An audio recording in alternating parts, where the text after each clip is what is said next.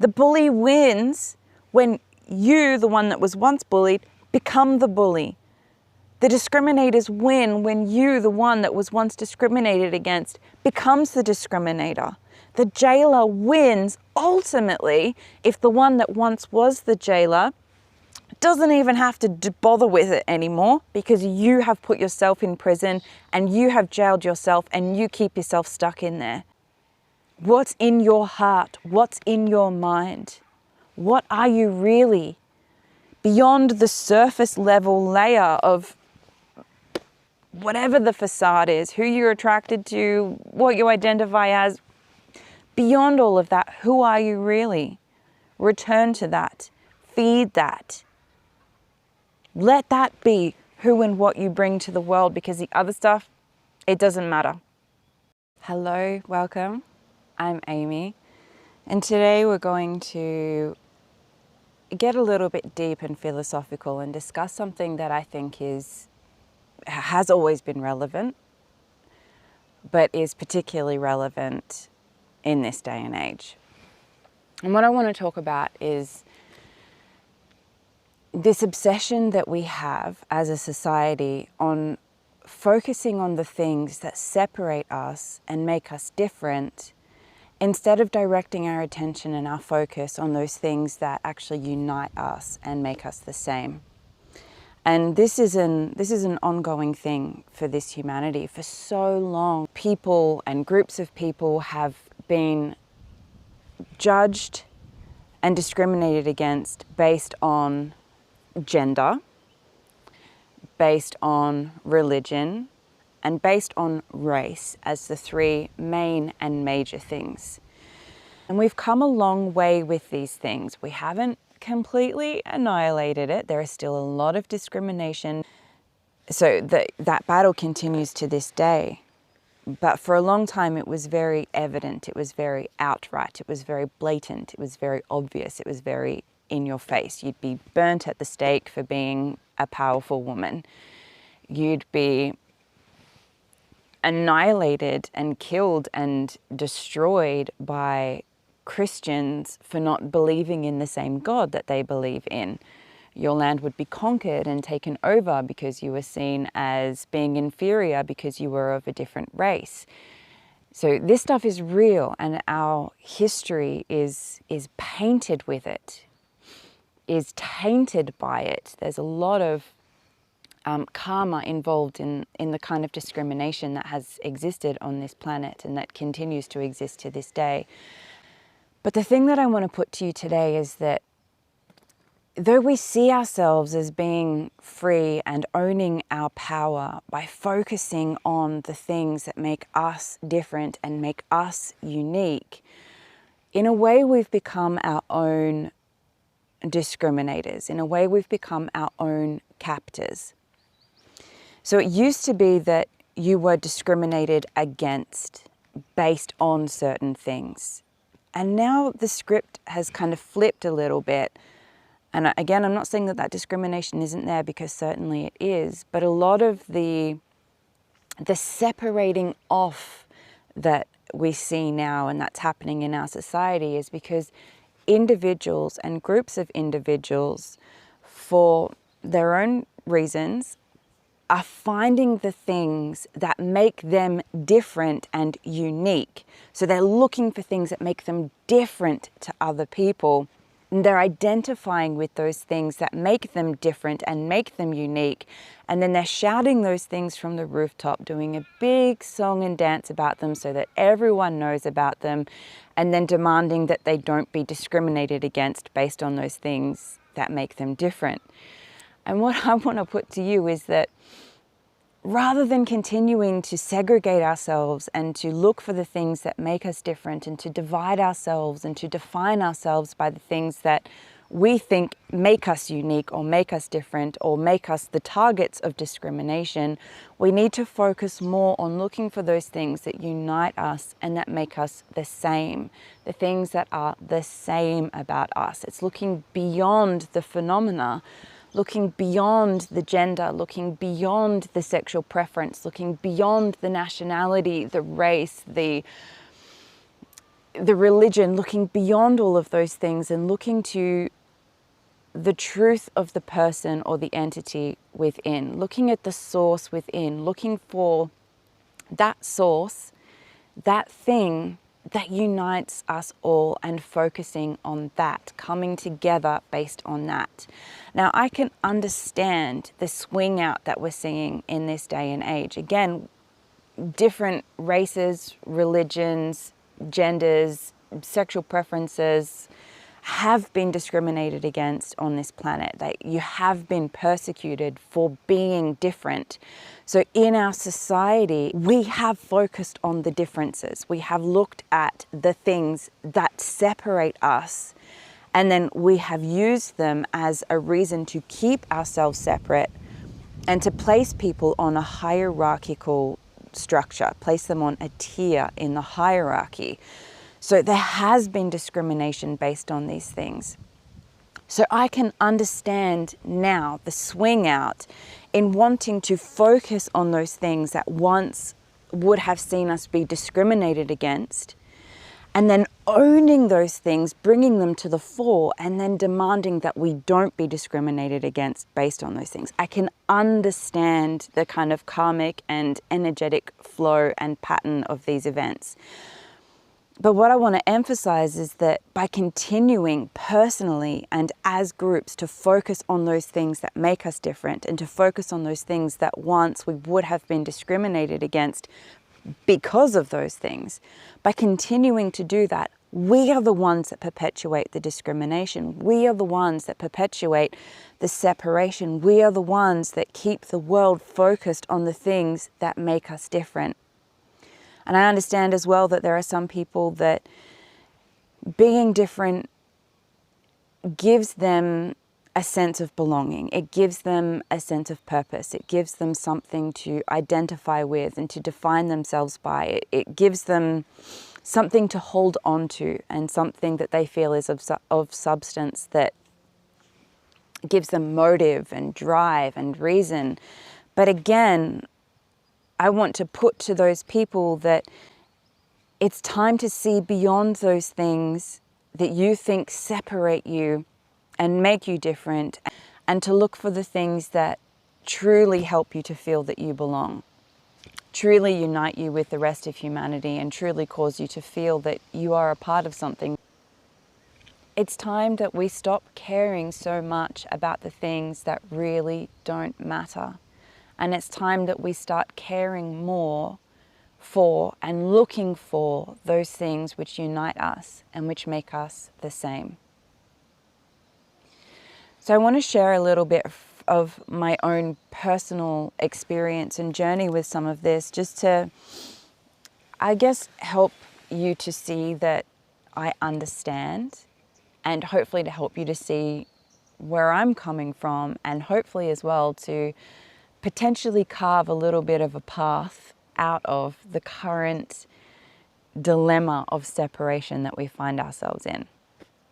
So I grew up in a deeply religious household. I grew up belonging to the Mormon church, and let's just say that there's no half-assing it really with the Mormon church if you're truly a full-on member of the Mormon church.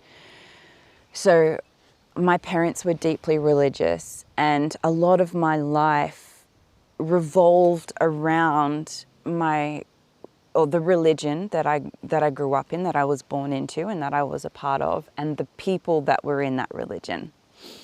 So I was raised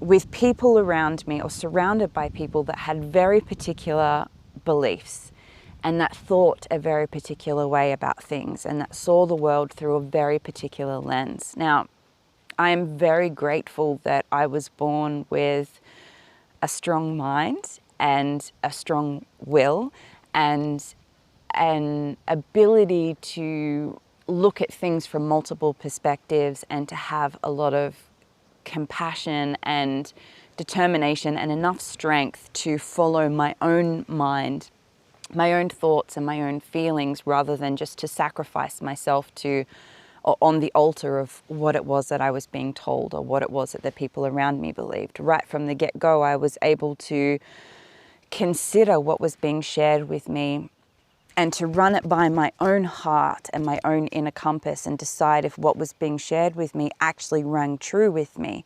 And I navigated by the love and the truth and the clarity of my own heart. But still, that doesn't take from the fact that I grew up in a very black and white and dogmatic environment that had a very particular way of viewing people, situations, things, and certain things that were considered shortcomings.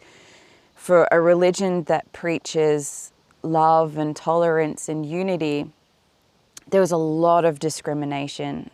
There was a lot of discrimination up until very recently based on race, based on the color of your skin. That was a big deciding factor in the Mormon church. And it was only recently that men of color were able to have any kind of position of authority or to be endowed with, or to become members of the priesthood.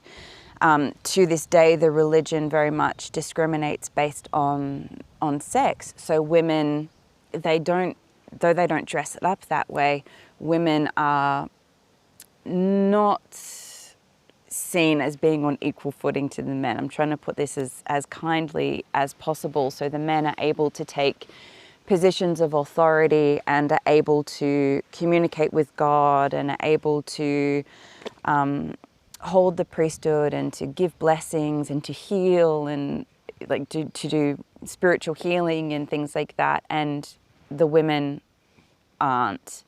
They are completely excluded from that. They are the housekeepers, they raise the children, they are good wives, they support their husbands, and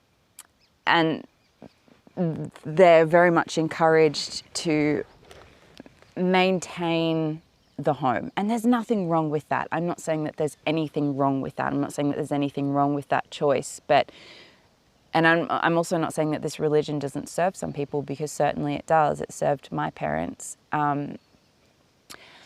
But when you are excluded from certain things based on your sex and you're not even given the opportunity to demonstrate competency, so the men don't even have to demonstrate competency, they just have to obey the commandments, and then automatically they are initiated into higher and higher levels of priesthood and communion and oneness with God, whereas the women aren't. They're not even given a chance. So it's not merit-based, basically, is what I'm saying. So any system that isn't merit-based but is gender or religion or ethnicity-based, I've got a problem with. Everything should be merit-based. So the Mormon church, it's not merit-based, basically, is what I'm trying to say. Very much still to this day, discrimination based on gender. And obviously there's discrimination based on religion as well. You can't be a member of the Mormon religion if you believe in a different God or if you belong to a different religion. I mean, that kind of makes sense because it is a religion in and of itself. Though this idea that religions have that they are the only ones that hold the truth and that they are the only ones whose God is the true God and that they are the only ones who actually have access to God, that I have a problem with. That's a whole other thing. That's some serious superiority and delusion kind of stuff happening there. I believe that everyone can come to know God and everyone should come to know God because God is within. God is within all. That's that source, that's that thing beyond the phenomena, beyond the physical noise that actually unites us and that actually makes us the same. It's that God consciousness, it's that belonging with and to God, being one with God, that unites us and makes us all the same. But anyway, the Mormon religion doesn't see that. Preaches love, tolerance, and unity, but very much discriminates based on a whole bunch of things. And the Mormon church also has some very, very, very strong feelings about things like sex and sexuality. But what religion doesn't seem to understand yet is that because of this discrimination, they're overly focused on sex and sexuality. They make such a big drama out of it. They make such a big deal out of it. They make all of their members so conscious and aware of sex and sexuality that it becomes an obsession. So the Mormon Church has some very strict rules and ideas, very clear-cut ideas, very black and white ways of looking at sex and sexuality that border on being obsessive and can cause the members of the church to become obsessive as well. So they are discriminating based on sexuality, sexual impropriety, a whole bunch of stuff that is solely to do with sex. So there's an obsession with sex and with sexuality. And when you grow up in a religion and in a household that is obsessed with sex and sexuality, it can cause you to become overly and unnaturally and unhealthily focused on those things as well. So in the Mormon Church, you're taught that to be homosexual is wrong, basically, and to act on your homosexuality is a sin, one of the ultimate sins. Love and marriage should just be between men and women, because men and women are meant to get married and have lots of babies and multiply and replenish the earth with lots of human bodies so that lots of souls can come to the earth, go through their trials and challenges, be converted to Mormonism, and ultimately return to God. So that's the family unit is at the center of the Mormon Church. And it is very much believed that the center of the family unit should be a man and a woman, a masculine and a feminine. Again, fair enough. I'm not making arguments for or against this particular thing at this particular stage. But what I am getting at is that the Mormon Church had very hard and fast rules about who could be in love with who. So basically, to be homosexual is seen as an ultimate and major test from God. So if you are homosexual, they don't deny the existence of homosexuals. They accept that homosexuals exist. But the way that homosexuals are viewed is that if you are a homosexual, it's because God really, really, really, really loves you.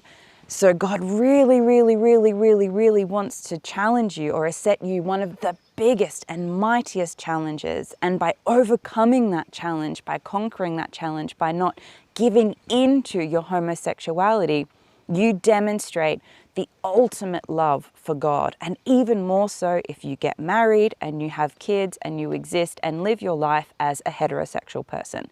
That's the ultimate display to God that you love Him, that you choose Him, and that you choose to be righteous. And basically you will be welcomed back into heaven with big, wide open arms by God, who will have you at His right side, because you're one of His most obedient and loving children. So we can see that there's some progressive thought there, because homosexuality isn't denied. And just because you're homosexual, it doesn't mean that God doesn't love you or that you can't return to God. It just means that you have to not act on your homosexuality, because the act of homosexuality is one of the ultimate sins and will exclude you from returning to heaven. Basically, you've just given into the one big major trial that God has blessed you with, and you failed. So there's some pretty strong feelings there about homosexuality, and with the family unit at the center of the Mormon religion and the Mormon Church, and ultimately the return to God, it's a big deal. It's a really big thing. It's something that is heavily focused on. So again, I always was strong enough to have my own mind, and I was led by my own heart, and I ultimately didn't agree with this. So with this particular thing, though I personally didn't see it as being a sin, I really, really do believe that love is love. But I also believe that unless love is able to be consensual, it's not actually love, and you should drop it right away. Love should always be consensual between two grown and loving adults who can make up their own mind and who are choosing willingly and freely to be there. So it should always be consensual. It should always be a two-way thing. But if it is consensual and it is loving, and if no one is getting hurt, love is love, for real. It's not like one type of love is better than another type of love. Love is, and love doesn't discriminate. It just is. So that's always how I felt and always what I believed. But still, again, I'm encroached in this religion. It's everywhere. It's all around me. It's a big part of my week. It's a big part of my life. Whether I believed in it or I agreed with what it was saying or not. So anyway, as I got older and I started to realize that I was attracted to members of the same sex, I was attracted to females, it was a big deal. I mean, it wasn't to me personally, in just my person, but because of the religion and because of what I'd been raised in and because of what I was surrounded by, it was made to be a really big deal.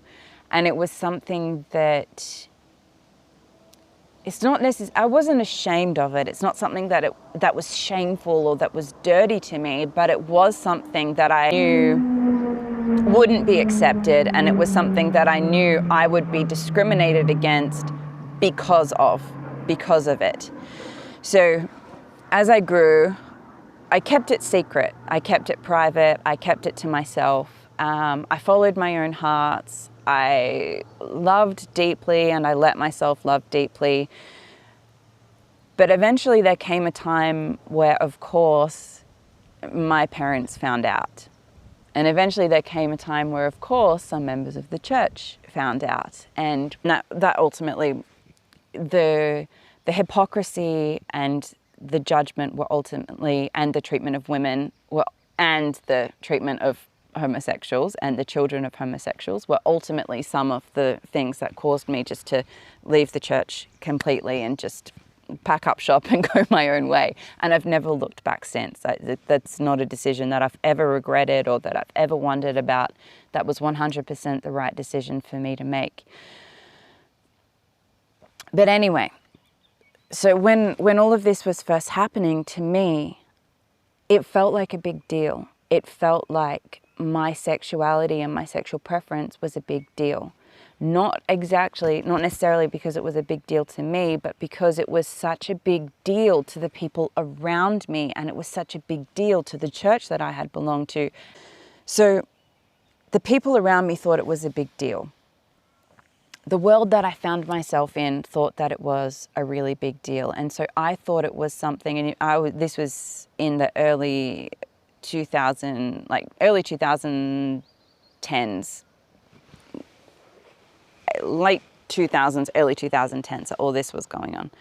So it still wasn't as widely and openly accepted. Homosexuality still wasn't as widely and openly accepted as it is today, but it was relatively accepted. It wasn't something that I had to openly be ashamed about.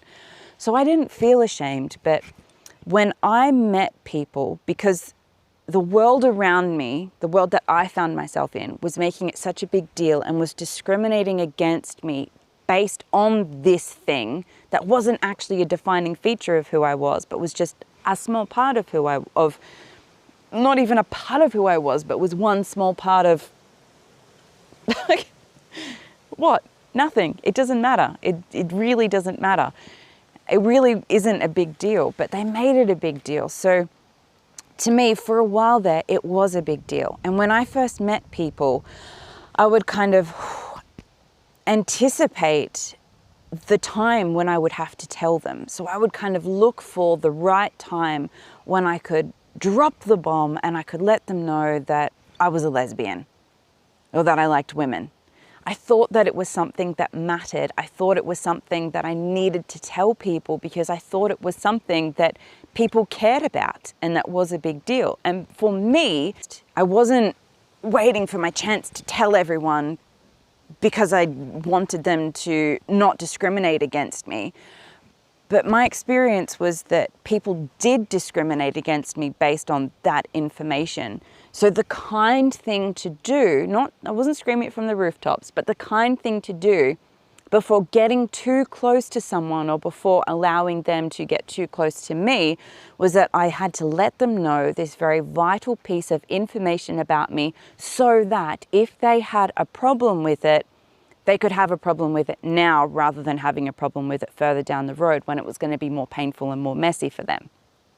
How's that for twisted? So I wanted to tell them as soon as possible so that if it was something that they opposed to, they could decide before getting too close to me that they didn't want to pursue that friendship anymore, and they could get out of it scot-free without any issues or any dramas before we went too far down the road and before they got attached to me or before I got too attached to them or whatever else. So I wanted to let people know because I fully 100% anticipated and expected everyone to have an opinion and to care, because I was raised in a household and in a religion where everyone had an opinion and everyone cared. So that was my expectation. So from that place, I was looking for the right time to let people know so that they could be opposed to me, or they could choose to not have anything to do with me based on that new information, and I wouldn't hold it against them. So I 100% expected this. And I was 100% okay with people going, ew, I don't want you in my life, and just walking away, and I wouldn't have held it against them. I expected it. Again, this is what I was raised in. I was raised with this kind of discrimination around me. But then with time, what I came to realize was that by me overly focusing on my sexuality, I had become my own captor. I had become my own discriminator.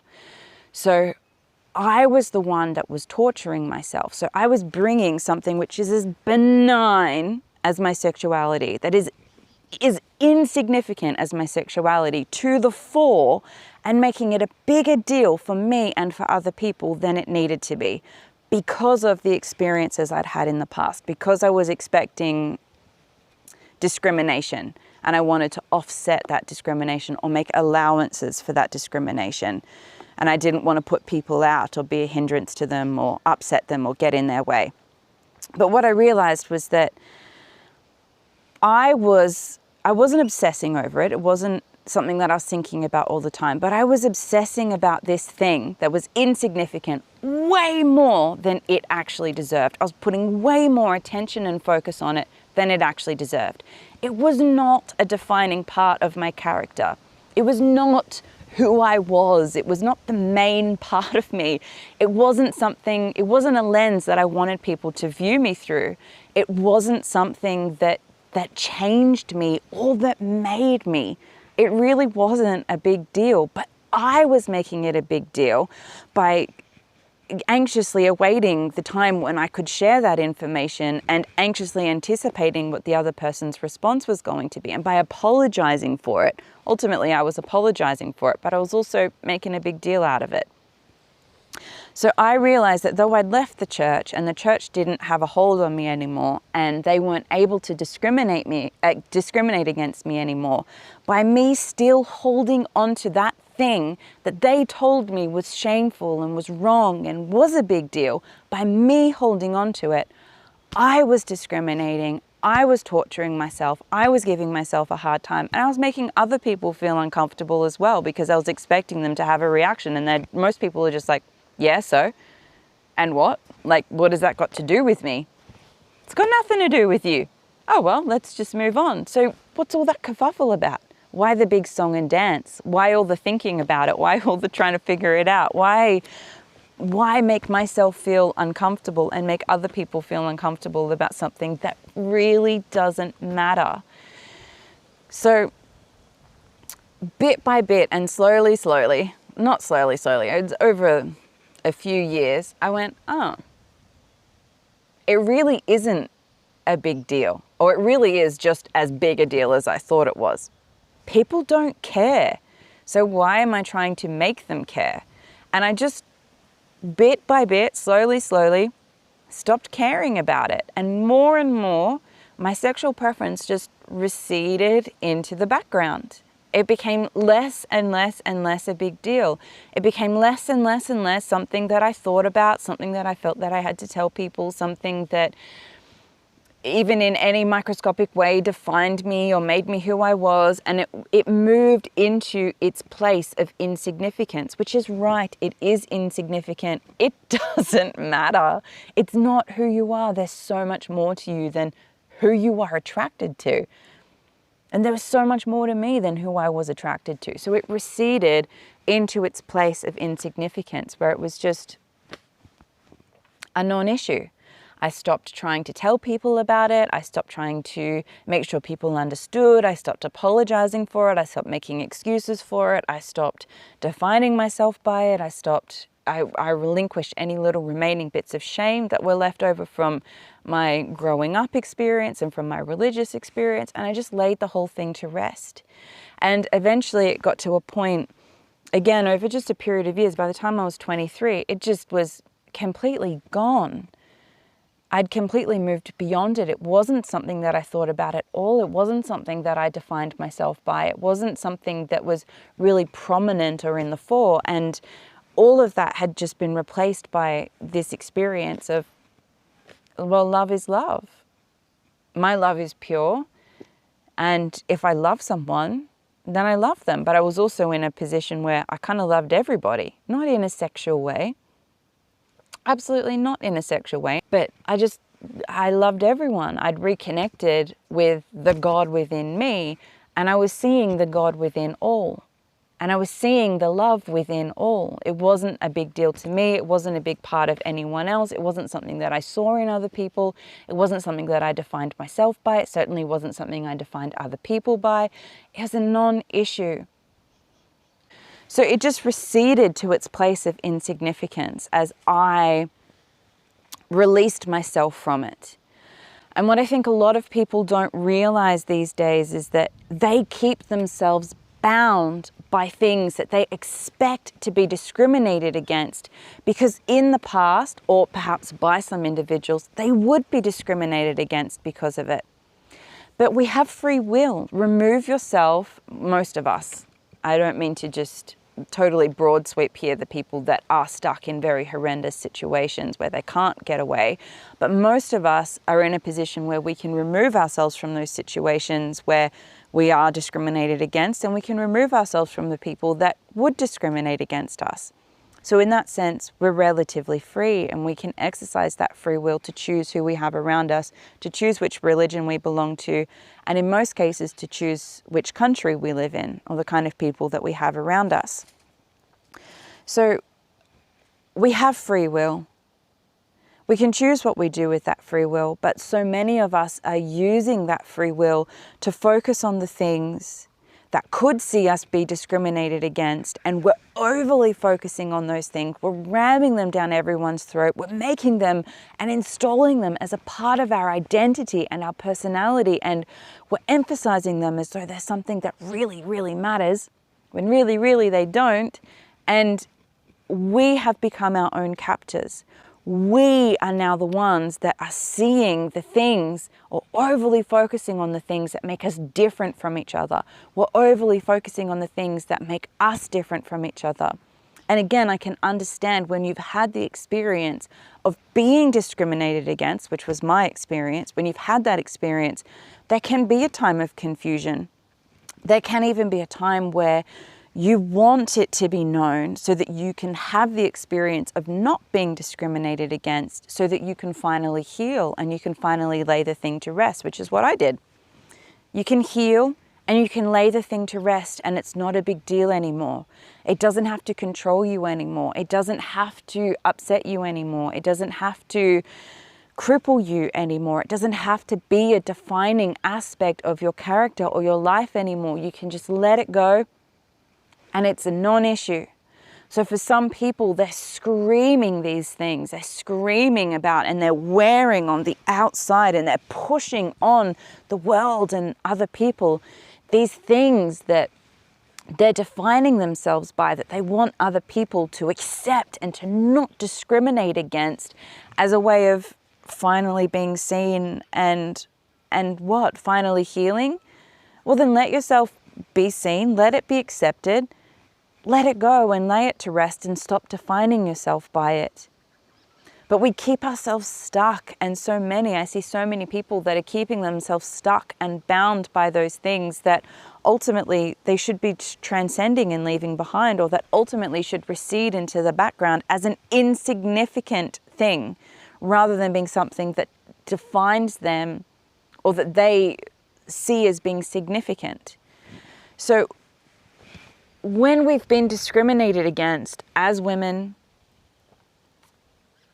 as members of different races, as people of different sexual preferences or colors or creeds or religions, when we've been discriminated against for so long on this planet, I can understand that there might be a swinging out the other way, where you want to wear it on your sleeve and you want to shout it from the rooftops and you want it to be accepted by other people so that you can finally leave it behind and see it for the insignificant thing that it is and put it into perspective. But that's not necessarily what's happening here.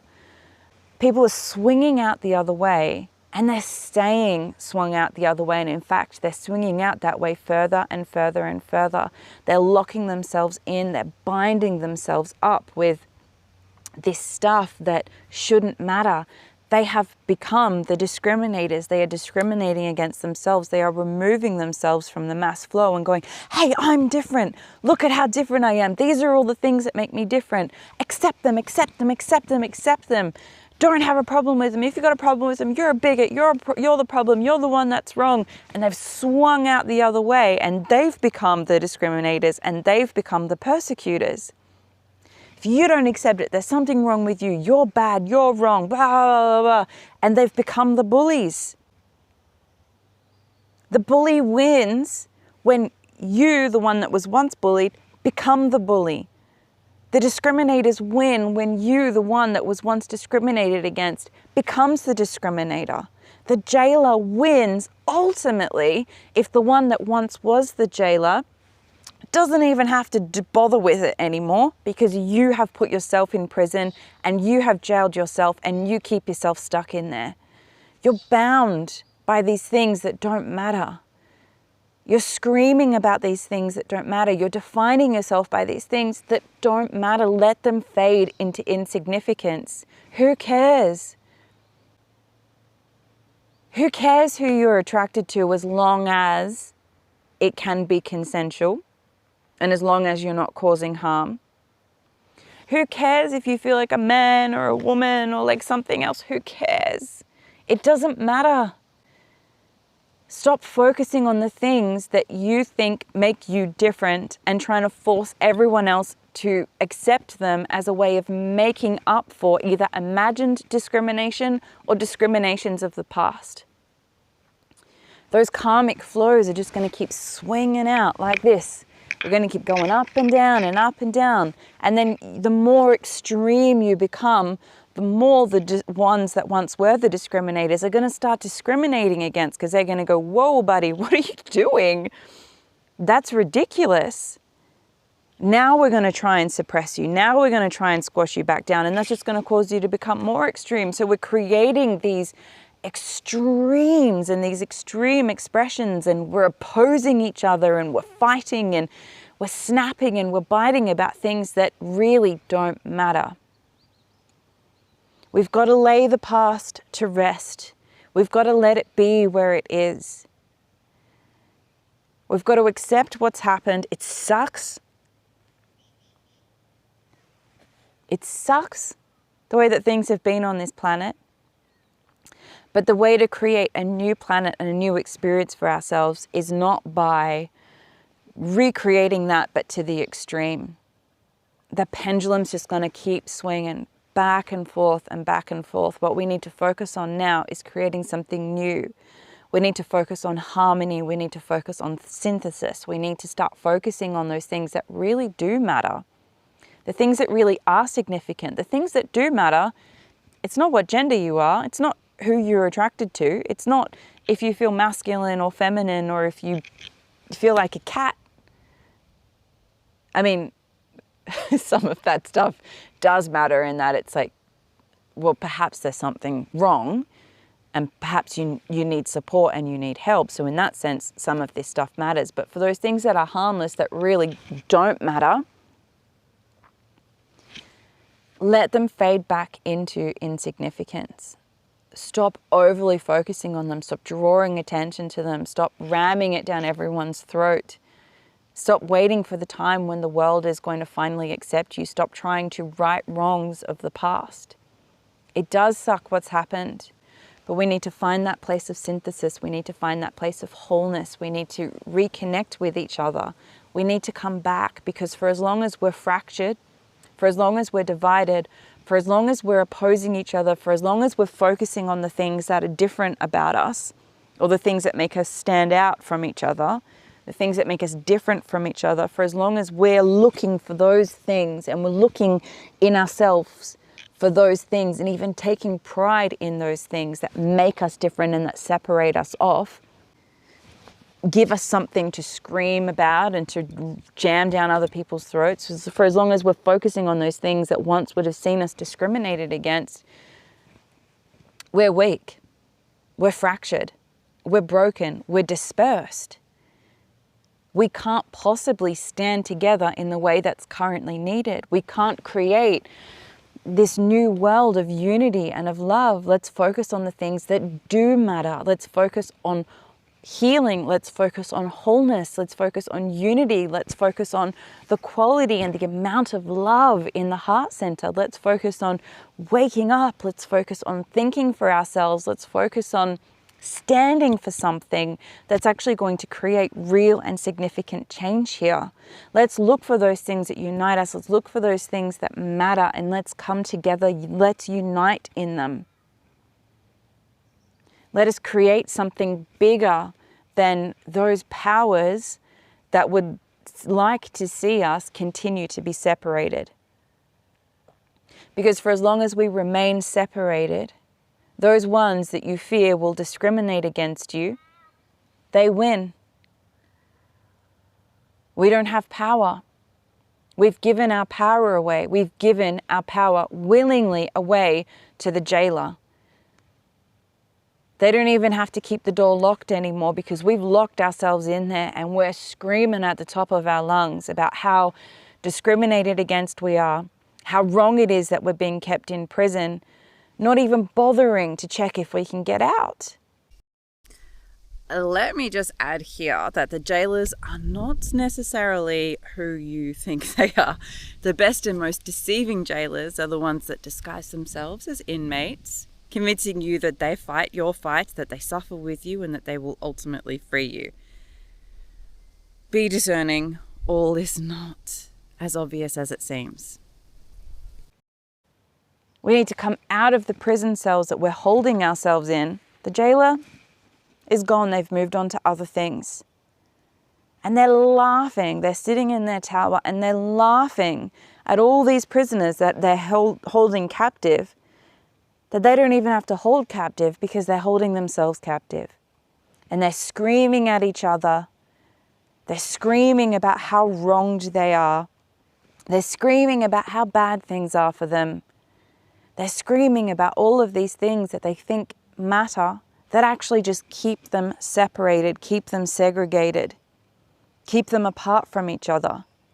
But if all of those ones that think they're in the jail cells realize that they're not, and they come out into the courtyard and collect as one body, we take that power back. So stop focusing on the things that make you different, or that you think make you special, or you think that make you a target of discrimination. And start focusing on the things that unite us and that make us the same.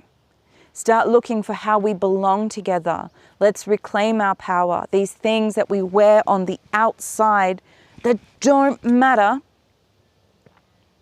let's let them fade into insignificance.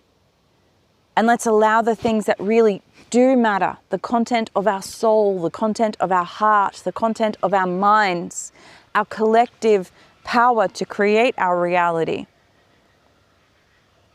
to choose to love. Let's let those things that unite us and that make us the same come to the fore. Let the God within grow strong. Let the God within namaste, greet the God within everyone else, and focus on that, not what's on the outside. It's just the character that you're playing. It doesn't matter. It really doesn't matter. So it's time to stop giving a fuck about the things that don't matter. I gave a fuck once. I can understand why you give a fuck. But it's time to move beyond it and to start giving a fuck about the things that really do matter. What's in your heart? What's in your mind? What are you really? Beyond the surface level layer of whatever the facade is, who you're attracted to, what you identify as. Beyond all of that, who are you really? Return to that. Feed that. Let that be who and what you bring to the world, because the other stuff, it doesn't matter.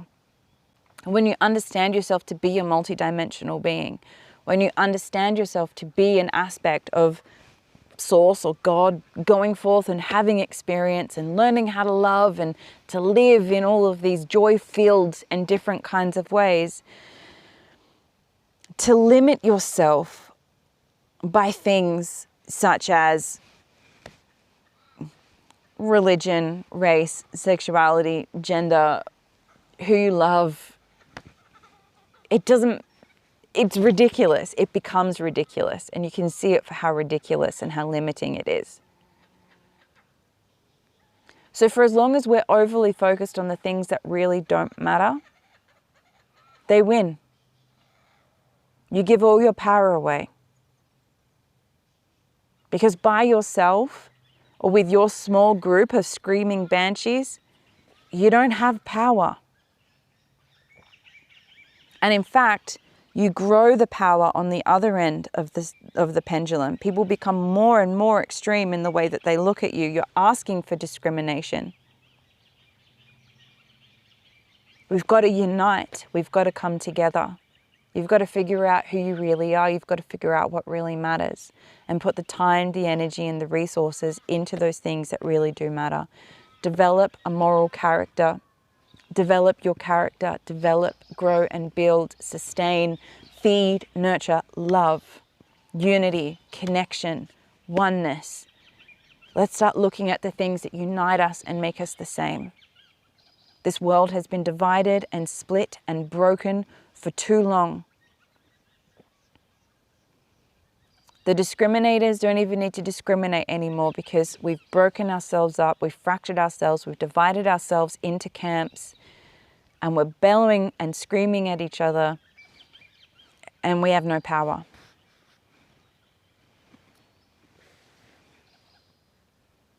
So let the things that don't matter fade into insignificance, and let the things that do matter come to the fore. Let's unite. Let's love.